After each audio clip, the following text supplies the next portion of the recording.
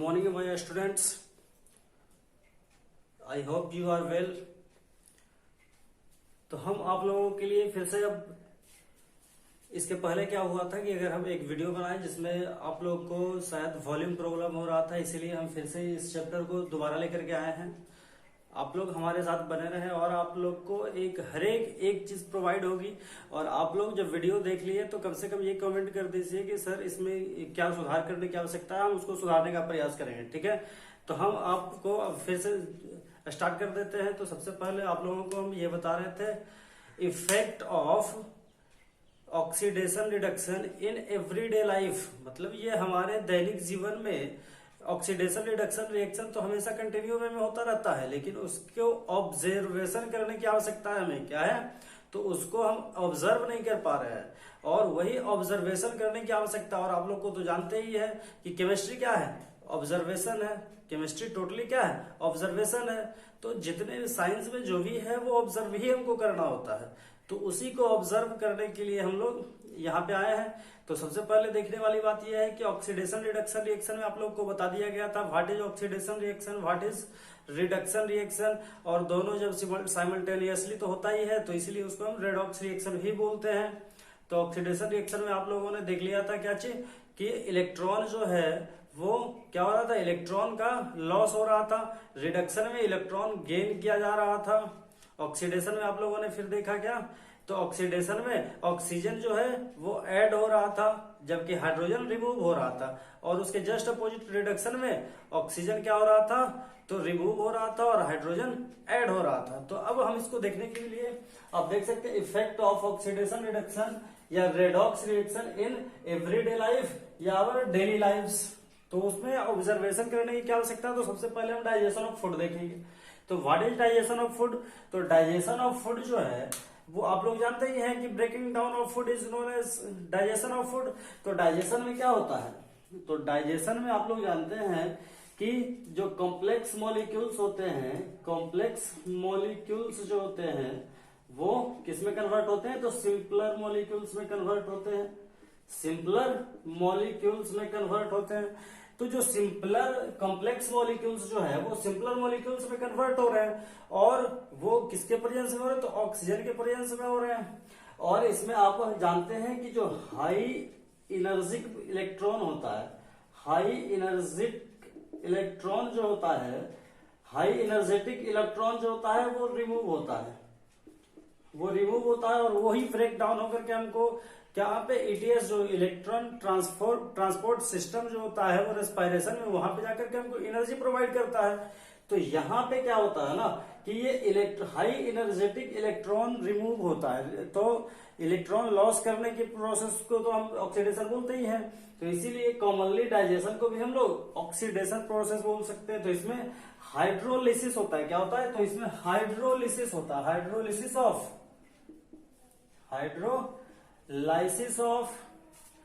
Carbohydrate, तो hydrolysis of carbohydrate to monosaccharides, जो polysaccharides होता है वो मोनोसेकेराइड्स में कन्वर्ट हो जाता है। ठीक है, तो हाइड्रोलाइसिस ऑफ कार्बोहाइड्रेट या कार्बोहाइड्रेट टू मोनोसेकेराइड्स। अब आप देख लीजिए हाइड्रोलिसिस ऑफ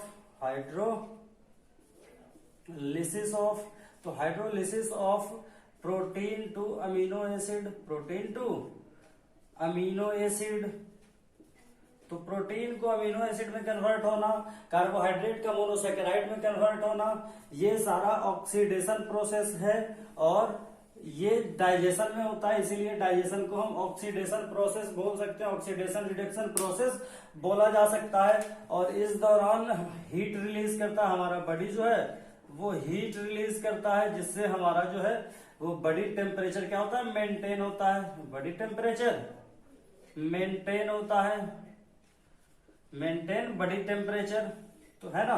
तो हीट रिलीज करता है हाइड्रोलाइसिस ऑफ कार्बोहाइड्रेट या हाइड्रोलाइसिस ऑफ प्रोटीन। जब हाइड्रोलाइसिस होता है तो उसमें बॉडी टेम्परेचर रिलीज होता है और वो टेम्परेचर हमारे बॉडी टेम्परेचर को मेंटेन रखने का काम करता है। अगर ये नहीं हो तो हमारा बॉडी टेम्परेचर मेंटेन नहीं हो पाएगा। तो आप लोगों ने डाइजेशन को अच्छे तरीके से देख लिया।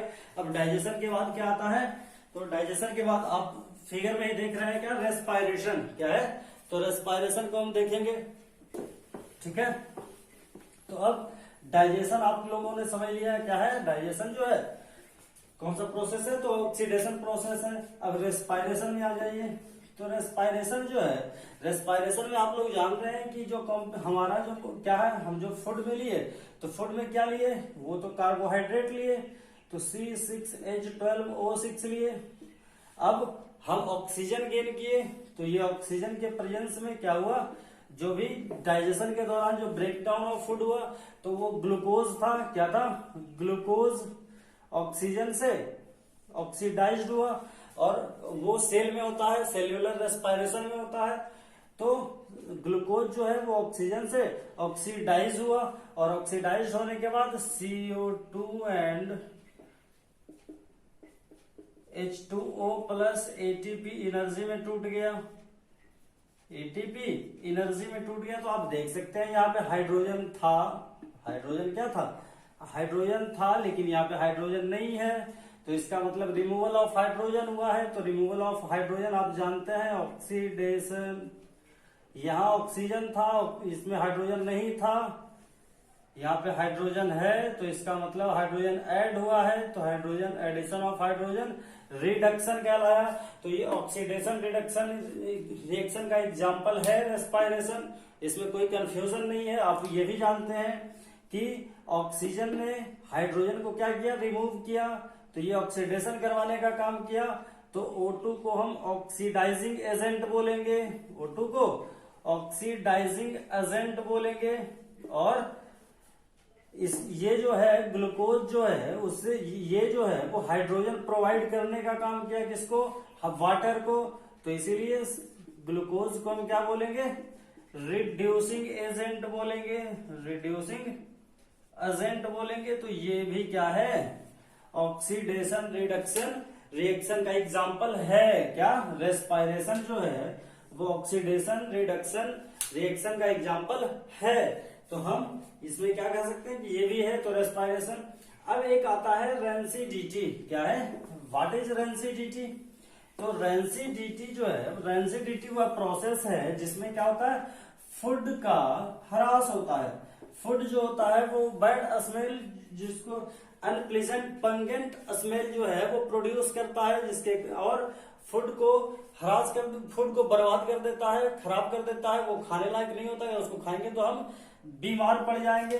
तो वही है रेंसिडिटी, क्या है, रेंसिडिटी। तो हम इसको लिख सकते हैं spoiling of food, spoiling of food due to oxidation, oxidation and produce unpleasant smell. तो स्पॉइलिंग ऑफ फूड जो है वो due to oxidation and produce unpleasant smell called rancidity, called rancidity. तो रेंसिडिटी जो, तो आप समझ गए रेंसिडिटी है क्या। तो रेंसिडिटी अब होता क्यों है, तो रेंसिडिटी जो होता है वो फैट एंड ऑयल जो होता है, fat and oil presence in food, presence in food. तो क्या होता है, तो फैट, जैसे आप कोई भी फूड लिए, फूड में आपको ऑयल और फैट का कुछ सब्सटेंस उसमें तो पाया जाता है। तो ये जो होते हैं वो ऑक्सीजन से क्या करते हैं, बहुत जल्दी रिएक्ट कर जाता है। तो ये जो fat and oil presence in food, ये क्या करता है, oxidised with water with oxygen and produce unpleasant smell produce करता है कौन, तो फैट और ऑयल जो है वो ऑक्सीडाइज हो जाता है, किससे, तो किससे हो जाता है, तो ऑक्सीजन से ऑक्सीडाइज हो जाता है, और बहुत ही ये अनप्लीजेंट स्मेल प्रोड्यूस करता है, जिसे हम रेंसिडिटी बोलते हैं। अब रेंसिडिटी जो है वो होता क्यों है, वो आप लोग को थोड़ा सा बता दें। तो रेंसिडिटी जो होता है वो एक, तो ये रेंसिडिटी जो है वो सबसे अधिक कब होता है? तो रेंसिडिटी अगर हाई टेम्परेचर पे हो, हाई टेम्परेचर पे अगर फूड को रखा जाए तो क्या हो जाएगा? हाई टेम्परेचर पे अगर फूड को रखा जाए तो इसका रेट जो है वो इंक्रीज हो जाता है, रेंसिडिटी का रेट जो है वो इंक्रीज हो जाता है, बढ़ जाता है हाई टेम्परेचर पे रखने से। अगर मॉइस्चर अधिक है या ह्यूमिडिटी कर लीजिए, ह्यूमिडिटी अधिक है एटमॉस्फेयर में, ह्यूमिडिटी इन एयर पे डिपेंड करता है, ये भी इसको क्या कर देता है? इंक्रीज कर देता है। या फिर लाइट को इंक्रीज कर देता है, लाइट में भी ये इंक्रीज हो जाता है। तो हम ये कह सकते हैं साफ साफ कि रेंसिडिटी जो है, अगर टेम्परेचर ज्यादा हो तो भोजन जल्दी खराब होगा, इसीलिए उसको हम क्या करेंगे? फ्रिज में, रेफ्रिजरेटर में डाल देंगे तो वो देर से खराब होगा। मतलब कि वो ज्यादा टेम्परेचर पे जल्दी भोजन जो है वो खराब हो जाता है। ह्यूमिडिटी इन एयर, अगर हमारे एटमॉस्फेयर में अधिक ह्यूमिडिटी है तो भी वो जल्दी खराब हो जाएगा। अगर फूड को हम ज्यादा लाइट में रख देंगे वो भी खराब हो जाएगा, तो इसीलिए फूड को ढक करके रखा जाता है। ठीक है, रखना चाहिए। अब यहाँ पे बात ये आती है कि अब ये ऑक्सीजन से रिएक्ट बहुत जल्दी कर देता है और वो ऑक्सीडाइज्ड हो जाते हैं, फैट और ऑयल ऑक्सीडाइज्ड हो जाता है ऑक्सीजन से रिएक्ट करने के बाद, और वो बैड स्मेल देता है। अब इसके प्रिवेंशन क्या है? तो प्रिवेंशन ऑफ रेंसिडिटी देख लीजिए थोड़ा सा। प्रिवेंशन ऑफ रेंसिडिटी, तो प्रिवेंशन ऑफ रेंसिडिटी का यूज किया जाता है। प्रिवेंशन ऑफ रेंसिडिटी, तो प्रिवेंशन ऑफ रेंसिडिटी में क्या करते हैं? Food is kept in refrigerator, तो फूड को रेफ्रिजरेटर में रख दिया जाता है ताकि वो क्या हो, उस टेम्परेचर कम हो और वो जल्दी खराब ना हो। Food is kept in air tight container, तो फूड को एयर टाइट कंटेनर में रख देते हैं जिसमें एयर प्रवेश ना कर सके, इंटर ना कर सके। जैसे हॉटपॉट बर्तन में हम लोग रोटी को डाल देते हैं और वो जो है एयर टाइट कंटेनर का काम करता है, वो एयर नहीं जाता और वो जल्दी खराब नहीं हो पाता है। और अगर हम उसको गर्म स्टेट में ही अगर अंदर डाल दें तो वो क्या होगा? वेपराइज हो जाएगा और वो जो एयर है वो वहीं पर रह जाएगा और भोजन जल्दी खराब हो सकता है। इसीलिए उसको पहले ठंडा होने दें, उसके बाद ही रखा जाता है। यूजिंग एंटीऑक्सीडेंट, तो एंटीऑक्सीडेंट का यूज करते हैं। तो एंटीऑक्सीडेंट है क्या? तो एंटीऑक्सीडेंट वह सब्सटेंस है जो कि क्या करता है? केमिकल रिएक्शन ऑक्सीडेशन जो होता है वो उस ऑक्सीडेशन रेट को घटाने का काम करता है।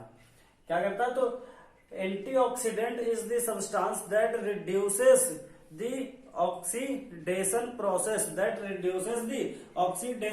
प्रोसेस, और ये ऑक्सीडेंट दो प्रकार के होते हैं, एक BHA और एक BHT। तो BHA का मतलब हुआ ब्यूटिलेटेड हाइड्रोक्सी एनिजोल, और एक होता है ब्यूटिलेटेड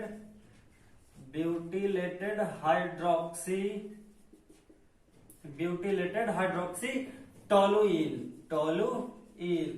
तो यहां पे आप देख चुके हैं कि ये प्रिवेंशन हो गया। या फिर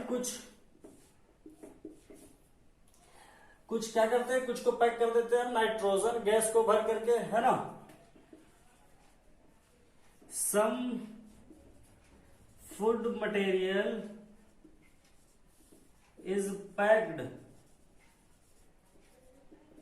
with nitrogen gas because it reduce the oxidation process. ये भी ऑक्सीडेशन प्रोसेस को क्या करता है? रिड्यूस कर देता है। जैसे आप चिप्स और कुरकुरे को खाते होंगे, चिप्स एंड कुरकुरे, तो चिप्स और कुरकुरे का जो रैपर होता है उसमें नाइट्रोजन ऑक्सीजन गैस को निकाल दिया जाता है और नाइट्रोजन गैस को फिल कर दिया जाता है, जिसमें हम लोग देखते हैं क्या चीज कि वो काफी दिनों तक खराब नहीं हो पाता है। तो ये जो है वो प्रिवेंशन ऑफ रेंसिडिटी हो गया, प्रिवेंशन ऑफ रेंसिडिटी हो गया। अब आप आ जाइए कोरोजन, इसमें आ जाइएगा कोरोजन, देख लीजिए। तो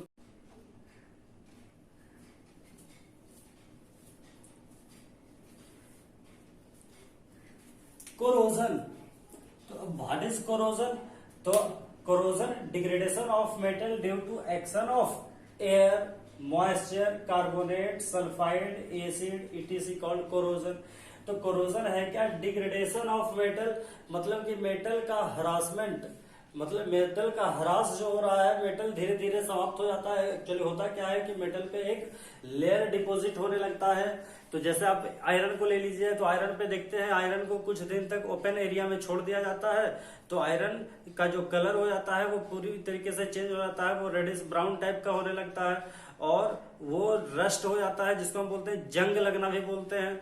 और वो जंग जो है वो धीरे धीरे उस मेटल को ही समाप्त कर देता है पूरी तरीके से। तो उस प्रोसेस को हम कोरोजन बोलते हैं। और ये केवल आयरन में नहीं होता है, आपको ये कॉपर में भी देखने को मिलता है, ये सिल्वर में भी देखने को मिलता है। तो इस प्रोसेस को हम कोरोजन बोलते हैं। तो उसको इस तरीके से डिफाइन किया गया, देख लीजिए। तो डिग्रेडेशन ऑफ मेटल, तो डिग्रेडेशन ऑफ मेटल तो ठीक है, लेकिन ये होता क्यों है? तो होता है due to action of air, air से एक्शन के कारण, moisture, carbonates, sulphide, acid, ETC called. तो ईटीसी के एक्शन के कारण, क्योंकि ये सभी जो है वो मेटल को ऑक्सीडाइज्ड होने के लिए फैक्टर, यही फैक्टर है मेटल को ऑक्सीडाइज्ड होने के। तो अब यहाँ पे कोरोजन में होता क्या है? तो in corrosion a layer of oxides, तो या तो ऑक्साइड का लेयर होगा, या कार्बोनेट्स का लेयर होगा, या सल्फाइड का लेयर होगा, deposited over the surface of metals, metal के सरफेस के ऊपर या तो एक ऑक्साइड का लेयर जम जाता है, कार्बोनेट का लेयर जम जाता है, या सल्फाइड का लेयर जम जाता है। Deposited over the surface of metal, तो मेटल के ऊपर एक उस लेयर जम जाता है कॉल्ड रस्ट। अगर उसको उस लेयर को हटाया नहीं जाए तो वो धीरे धीरे पूरा जो क्या है आयरन है या मेटल है उसको समाप्त कर देगा, तो ह्रास हो जाएगा मेटल का। एंड दिस फेनोमेना, इस फेनोमेना को हम कोरोजन या रस्टिंग भी बोलते हैं। तो रस्टिंग अब 3 प्रकार के होते हैं, देख लीजिए। Formation of rust on iron, तो आयरन पे फॉर्मेशन ऑफ रस्ट, तो formation of iron on rust देख लेते हैं। उसके बाद फिर क्या है, रस्ट ऑफ आयरन का जो डिफाइन क्या है फॉर्मूला है वो Fe2O3 इंटू XH2O है। क्या है? Fe2O3 मतलब आयरन ऑक्साइड है। क्या है? अब ये रेडिश ब्राउन कलर का होता है। फिर है ब्लू ग्रीन पेटाइना, तो ब्लू ग्रीन पेटिना जो है डेवलप्स ऑन कॉपर, कॉपर के ऊपर ब्लू या ग्रीन पेटिना डेवलप हो जाता है, जिसे हम क्या बोलते हैं? तो जिसे हम रस्ट ऑफ कॉपर भी बोल सकते हैं, कॉपर कार्बोनेट और कॉपर हाइड्रोक्साइड, या टर्निस ऑफ सिल्वर, तो Ag2S सिल्वर सल्फाइड। तो ये सभी जो है वो मेटल के कोरोजन के जिम्मेवार हैं। तो अब थोड़ा सा देख लीजिए, क्या देखिएगा, तो आयरन में तो रस्टिंग ऑफ आयरन देख लीजिए, रस्टिंग ऑफ आयरन को देख लें, रस्टिंग ऑफ आयरन। तो आपको एनसीईआरटी में ये एक लाइन में कंप्लीट कर दिया। क्या है? ये एनसीईआरटी में आपको एक लाइन में कंप्लीट कर दिया। क्या कर दिया? तो आयरन जो है वो वाटर से रिएक्ट किया, कार्बन डाइऑक्साइड से रिएक्ट किया और ऑक्सीजन से रिएक्ट किया। किससे किससे? तो आयरन जो है वो वाटर, कार्बन डाइऑक्साइड और ऑक्सीजन से रिएक्ट करने के बाद क्या बना दिया? तो वो जो है Fe2O3 इंटू XH2O बना दिया है। Fe2O3 इंटू XH2O बना दिया है। इसी को हम क्या बोलते हैं? आयरन ऑक्साइड या रस्ट बोलते हैं। तो आपका एनसीईआरटी जो है वो एक लाइन में इसको कंप्लीट कर दिया है। लेकिन कुछ कुछ साइंटिस्ट के अनुसार, जैसे आप कैलवर्ट को ले लीजिए, तो उनके अनुसार क्या है, तो उनके अनुसार ये जो है वो बहुत सारे चरणों में होकर के गुजरता है। ठीक है, तो उसके बारे में हम बता देते हैं आपको।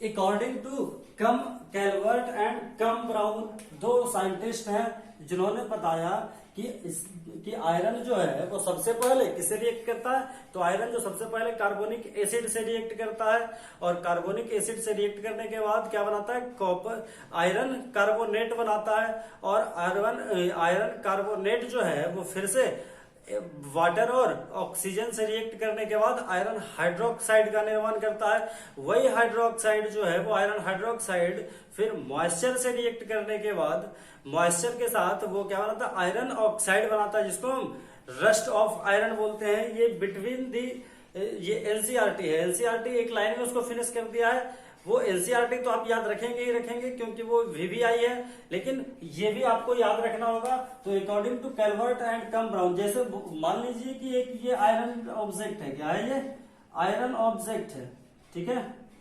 तो आयरन ऑब्जेक्ट जो है वो क्या किया, तो सबसे पहले होता क्या है, वाटर और कार्बन डाइऑक्साइड जो एटमॉस्फेयर में प्रेजेंस होता है, ये दोनों मिलकर के कार्बनिक एसिड बनाता है, H2CO3 बनाता है। तो आयरन ऑब्जेक्ट और H2CO3 ये दोनों मिलकर के क्या बना दिया, आयरन कार्बोनेट बना दिया, FeCO3 बना दिया, FeCO3 प्लस H2O।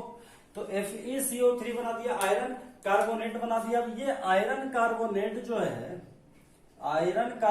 जो है वो वाटर और ऑक्सीजन के साथ रिएक्ट किया, और वाटर और ऑक्सीजन के साथ मिलने के बाद क्या बनाया, ये FeOH का होल थ्राइल बनाएगा, आयरन हाइड्रोक्साइड प्लस CO2 बनाएगा, iron hydroxide plus carbon dioxide बनाता है। अब ये आयरन हाइड्रोक्साइड जो है वो फिर से वो वाटर प्लस ऑक्सीजन या मॉइस्चर ले लीजिए, वाटर प्लस मॉइस्चर से मिलने के बाद वो क्या बनाता है, आयरन ऑक्साइड बना देता है, Fe2O3 इंटू XH2O बनाता है, Fe2 जिसे हम रस्ट बोलते हैं, और ये किस कलर का होता है, ब्राउन कलर का होता है। तो ये जो है वो between the line of NCERT है। एनसीईआरटी ने आपको डायरेक्ट बोला आयरन जो है वो क्या करता है, वाटर CO2 प्लस ऑक्सीजन से रिएक्ट करने के बाद Fe2O3 इंटू H2O बना दिया। तो ये प्रोसेस इतना होता है, तब जाकर के क्या बनता है, Fe2O3 इंटू XH2O बनता है। ठीक है, तो अब आप आयरन को समझ लीजिए। अब यहाँ पे कॉपर को समझ लीजिए, कॉपर कार्बोनेट, कॉपर के साथ क्या होता है, तो कॉपर जो है आपको एनसीईआरटी में भी एक लाइन में समझाने का प्रयास किया है क्या, तो कॉपर जो है, कॉपर ऑक्सीजन से रिएक्ट किया, पहले कॉपर ऑक्साइड बनाया है, क्या बनाया, ये कॉपर ऑक्सीजन से रिएक्ट करने के बाद कॉपर ऑक्साइड का निर्माण किया है, और ये कॉपर ऑक्साइड जो है फिर वो वाटर से मिला, किससे मिलेगा, कॉपर ऑक्साइड जो है वो CO2 प्लस H2O से मिलने के बाद क्या बनाता है, copper carbonate plus copper hydroxide का निर्माण करता है, और इसी को हम क्या बोलते हैं, रस्ट ऑफ कॉपर बोला जाता है, रस्ट ऑफ कॉपर बोला जाता है, जिसका कलर क्या होता है, तो इसका जो कलर होता है वो ग्रीन होता है। कैसा होता है, ग्रीन होता है। तो यहाँ पे आप देख सकते हैं कॉपर जो है वो किससे रिएक्ट किया, कार्बन डाइऑक्साइड से रिएक्ट किया। तो आपको केवल ये दिया है, कॉपर जो है वो ऑक्सीजन, कॉपर जो है वो कार्बन डाइऑक्साइड और वाटर से रिएक्ट करने के बाद CO3 बनाया, CO3 बनाया, प्लस क्या बनाया, CuOH का होल ट्वाइस बना दिया। यही क्या है, रस्ट ऑफ कॉपर है, रस्ट ऑफ कॉपर है। ये एनसीईआरटी आपको ये वाला तो एकदम याद रखना है, इसको भूलना नहीं है। लेकिन इसके बीच में क्या होता है, तो कॉपर जो है वो ऑक्सीजन से रिएक्ट करने के बाद कॉपर ऑक्साइड बनाया, और कॉपर ऑक्साइड, कार्बन डाइऑक्साइड और वाटर, ये तीनों मिलकर के कॉपर कार्बोनेट और कॉपर हाइड्रोक्साइड बनाया। अब एक बात और है, ये कभी कभी क्या होता है, कॉपर ऑक्साइड जो है वो सल्फर डाइऑक्साइड से, सल्फर ट्राइऑक्साइड से रिएक्ट करता है। सल्फर, आपको बता दें कि एसिड भी इसमें बहुत ही जिम्मेवार होता है। जैसे कि आप देख सकते हैं, सबसे पहले H2O जो है, सबसे पहले सल्फर क्या होता है, सल्फर ऑक्सीजन से रिएक्ट करने के बाद सल्फर डाइऑक्साइड बनाया, सल्फर डाइऑक्साइड रिएक्ट किया ऑक्सीजन से तो सल्फर ट्राइऑक्साइड बनाया। फिर सल्फर ट्राइऑक्साइड जब वाटर से रिएक्ट किया तो सल्फ्यूरिक एसिड बना दिया, और यही सल्फ्यूरिक एसिड जो है वो फिर से कॉपर से रिएक्ट करने के बाद वो ब्लू कलर का एक कॉपर सल्फाइड का क्या बनाता है, कॉपर सल्फेट का लेयर बनाता है, कॉपर सल्फेट का लेयर बनाता है। तो हम कह सकते हैं CuO plus SO3 plus H2O क्या बना दिया, ये कॉपर सल्फेट बना देगा। CuSO4 प्लस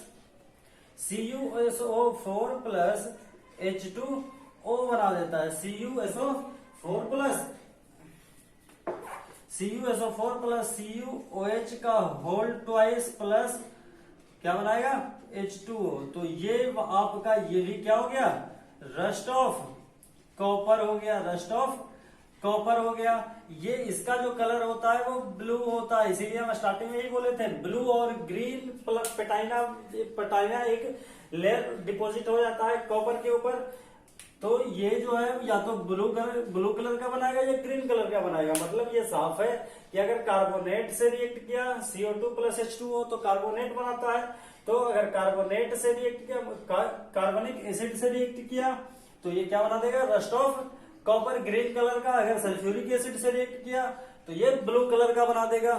ठीक है, तो आप ये, और इसका तो एकदम एक नंबर का एग्जांपल है। आप फ्रांस में जो क्या है, ये कौन सा स्टैचू है, तो फ्रांस में जो स्टैचू है लिबर्टी है, स्टैचू ऑफ लिबर्टी है, वो क्या है, उसका जो कलर है वो पहले क्या था, ब्राउन कलर का था, लेकिन अब वो ग्रीन कलर का होता जा रहा है। वो किस लिए, तो यही कॉपर के हरास के लिए, जो कॉपर का कोरोजन हो रहा है उसके लिए वही जिम्मेवार है।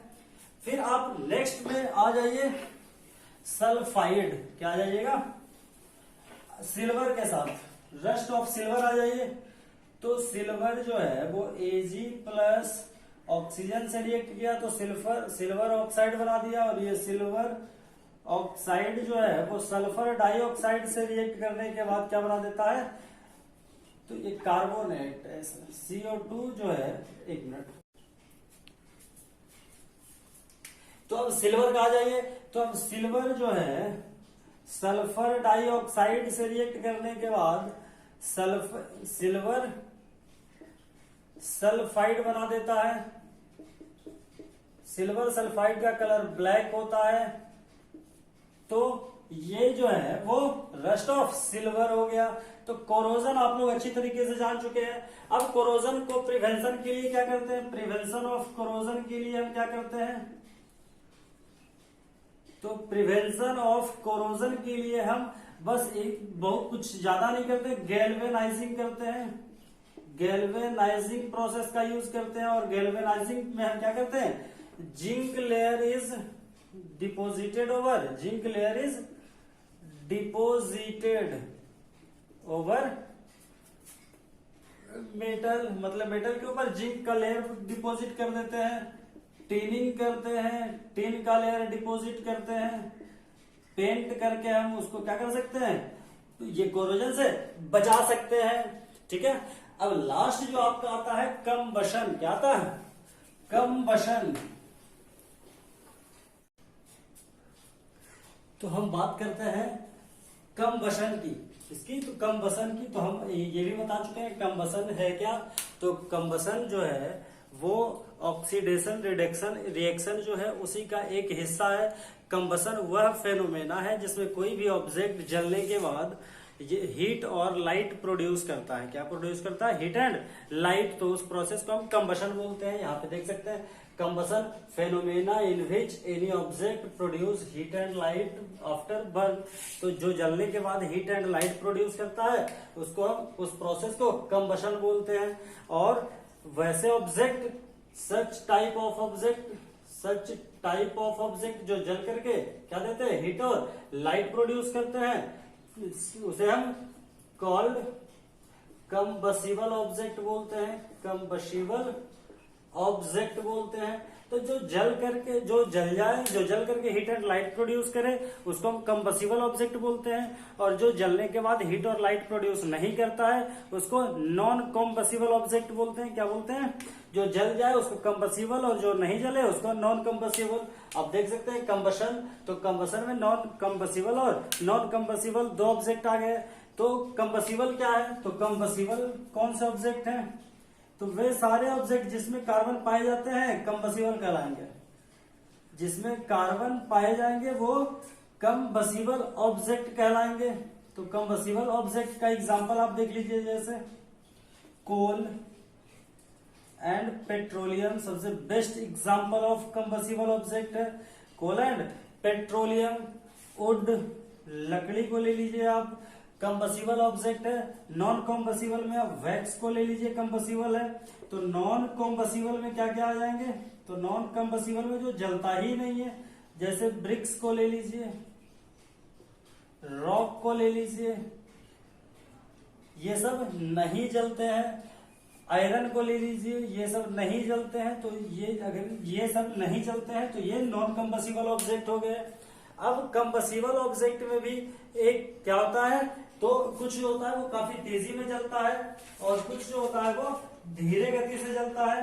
तो उसको भी ऐसे कुछ क्लास में क्लासिफाइड किया जा सकता है। तो जैसे क्या? एक्सप्लोसिव कंबसिबल, जो जलने के बाद विस्फोटक साउंड प्रोड्यूस करे, कंबसिबल उसे हम क्या बोलेंगे? तो उसे हम एक्सप्लोसिव कंबसन बोलेंगे। फिर स्पॉन्टेनियस कंबसन, जो बहुत तेजी में जल जाए उसको स्पॉन्टेनियस कंबसिबल बोलते हैं। तो इस प्रकार से हम क्लासिफाइड कर सकते हैं। तो वो हम लोग को अभी मायने नहीं रखता है, केवल हमको ये जानना है। तो कंबसन जान गए। अब कंडीशन नेसेसरी फॉर कंबसन। तो अब कंबसन को होने के लिए क्या क्या कंडीशन होती है? कुछ कंडीशन नेसेसरी होती है, उसके बिना वो जल नहीं पाएगा। तो क्या है? तो सबसे फर्स्ट क्या? Presence of combustible substance. तो मतलब कि उस कंबसिबल सबस्टांस का होना बहुत जरूरी है। जब तक कंबसिबल नहीं होगा वो जलेगा ही नहीं। तो वो हीट एंड लाइट प्रोड्यूस कर ही नहीं सकता है। फर्स्ट तो आप लोग समझ ही गए। Supplied the substance that support the combustion.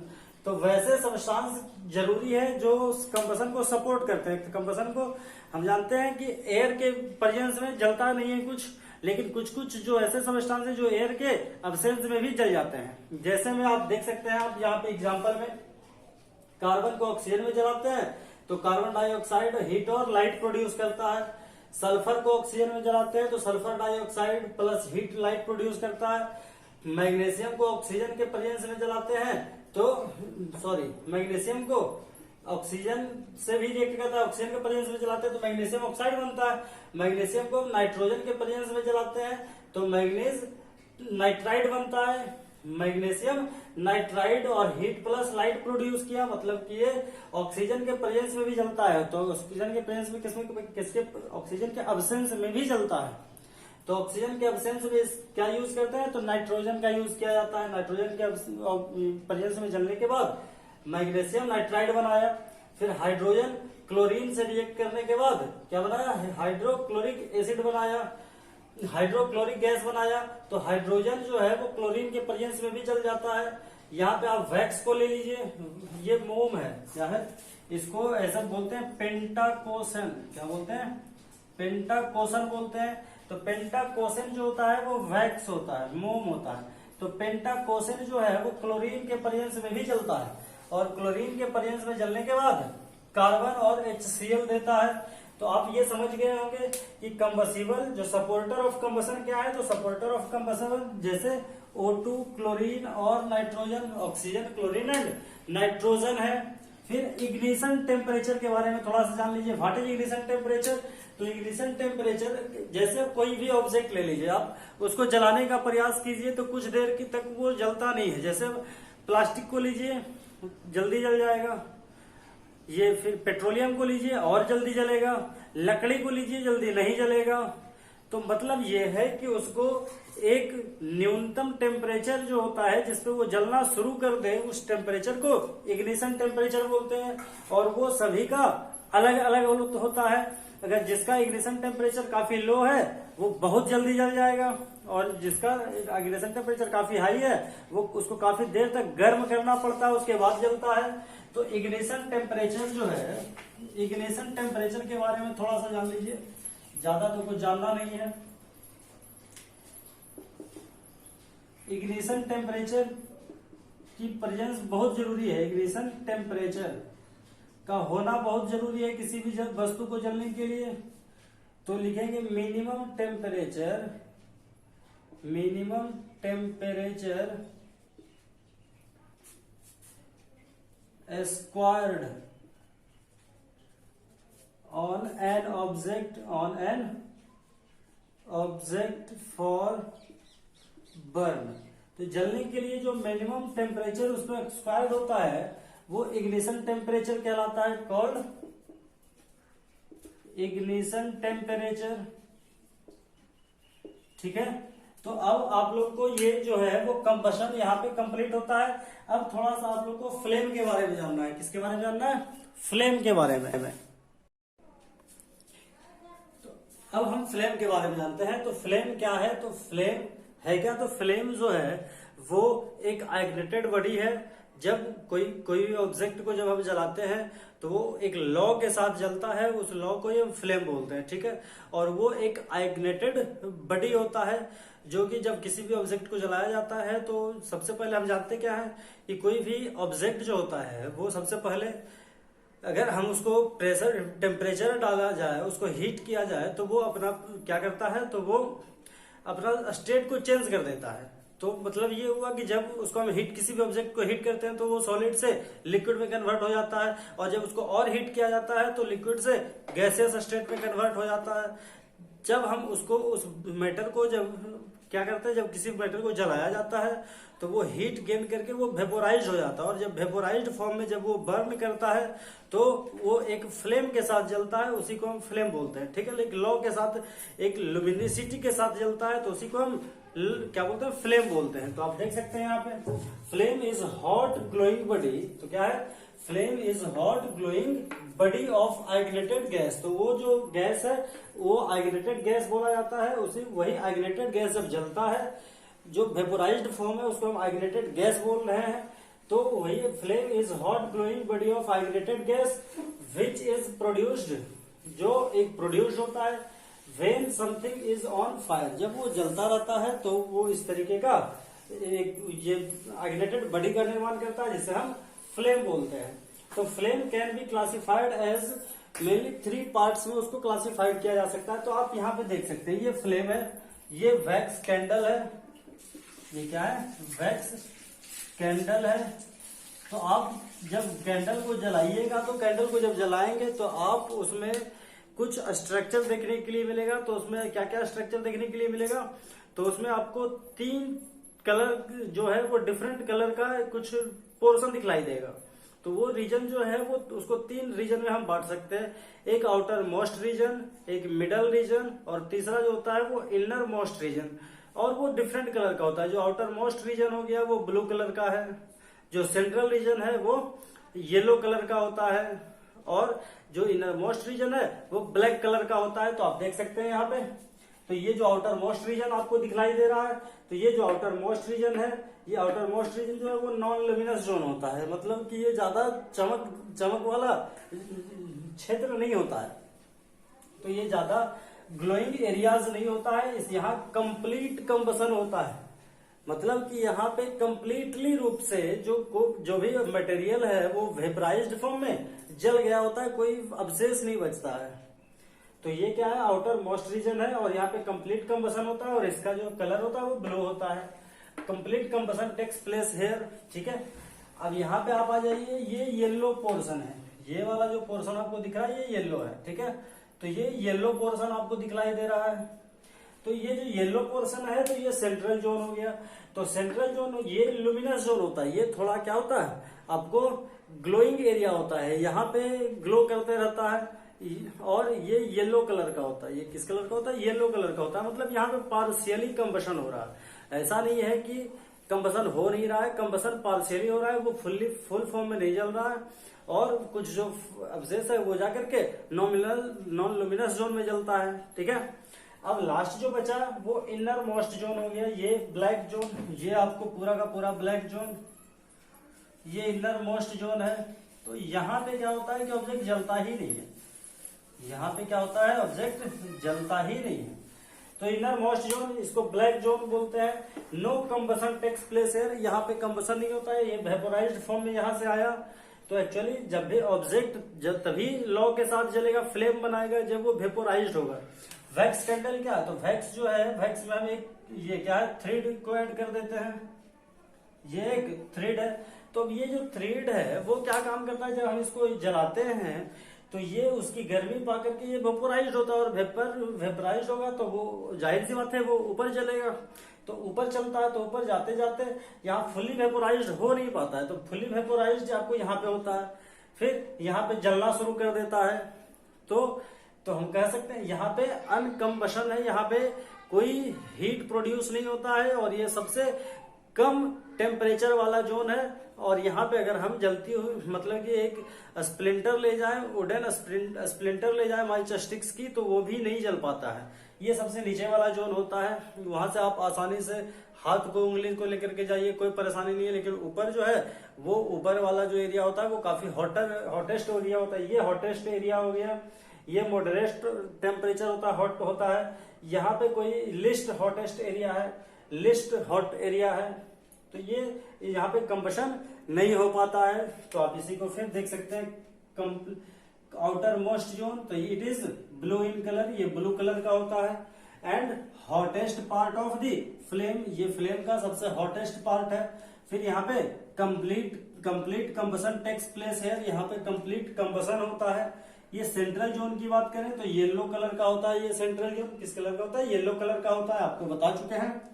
Moderately hot, ज्यादा हॉट नहीं होता है। पार्शियली कंबशन टेक्स प्लेस है, यहाँ पे पार्शियली कंबशन होता है। फिर इनर मोस्ट जोन की बात करें तो ब्लैक इन कलर होता है, और ये लिस्ट हॉट होता है, कंबशन यहाँ पे होता नहीं है। तो अब कुछ जैसे आप देख लीजिए, कुछ में फ्लेम बनता है, कुछ में फ्लेम नहीं बनता है। यहाँ पे आपको वैक्स जला रहे हैं तो फ्लेम बना। अब कोल को ले लीजिए आप, तो कोल में कुछ देर तक अगर काफी आग है तो कुछ देर तक जलता है वो फ्लेम के साथ, और फिर फ्लेम नहीं बनता है, जबकि वो काफी देर तक जलता रहता है। एक्चुअली होता क्या है कि उसमें वेपोराइज्ड फॉर्म में बहुत ही कम मात्रा में वेपर पाया जाता है, कार्बन वेपर। तो वो जो है वो जब तक कार्बन वेपर होता है वो जल जाता है, और जब कार्बन वेपर खत्म हो जाता है तो उसके बाद फिर वो जलता रहता है। ठीक है, फिर आप आ जाइए वुड में। तो वुड में भी फ्लेम के साथ जब तक वेपर है जब तक जलेगा, फिर वो केवल आग रहेगा, हीट प्रोड्यूस करेगा बहुत ज्यादा।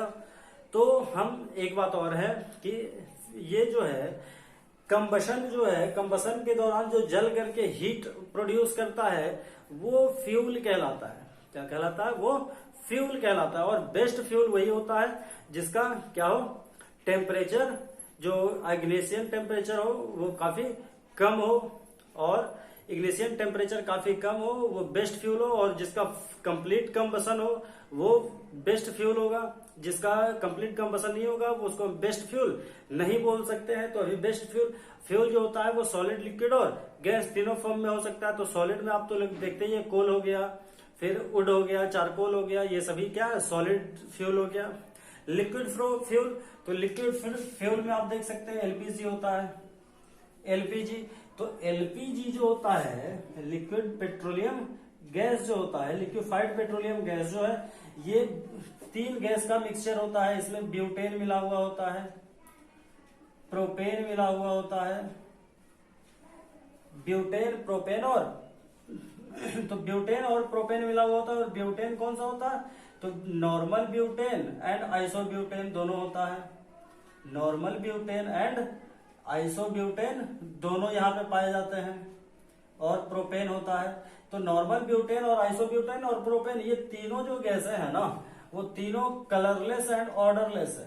कलरलेस एंड ऑर्डरलेस है। अब यहाँ पे ऑर्डरलेस है तो स्मेल हमको पता नहीं चलेगा। अगर ये लीक भी कर रहा है तो हमें पता नहीं चल पाता है। तो इसको लीक नहीं करें, ये पता लगाने के लिए इसमें एक और जो है इथाइल मरकैप्टन होता है। इथाइल मरकैप्टन मिलाया जाता है, जिसमें पंजेंट क्या होता है, गैस होता है, जो जैसे ही हमारे नाकों तो बदबूदार गैस होता है, पंगेंट जिसको बोलते हैं, पंगेंट गैस भरा हुआ होता है, इथाइल मरकैप्टन। ये एग्जाम में पूछा जाता है कभी कभी, तो इथाइल मरकैप्टन होता है, समझ गए। फिर आप गैस में आ जाइए तो आपको गैस में मिलेगा, ये सीएनजी मिलेगा, कंप्रेस्ड नेचुरल गैस मिलेगा, है ना। तो ये सभी बातों को हमने अब देख लिया। अब ये जो आपका चैप्टर होता है, यहाँ पे आपका जो केमिस्ट्री का जो चैप्टर है वो समाप्त होता है। तो आपका फर्स्ट चैप्टर कंप्लीट हो गया है। अब हम आपको फिर से बायोलॉजी की तरफ ले चलेंगे। आपको नेक्स्ट वीडियो में बायोलॉजी का फिर से जो रेस्पिरेशन पार्ट है उसको हम कंप्लीट करने का प्रयास करेंगे। आप हमारे साथ बने रहें, हमारे वीडियो को देखें, और अगर अच्छा लगे तो उसको दोस्तों में भी शेयर कीजिए, ठीक है।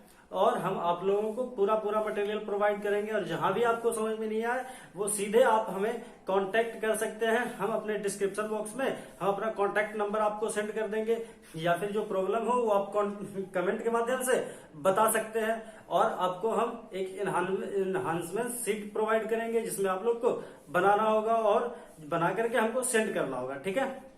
धन्यवाद।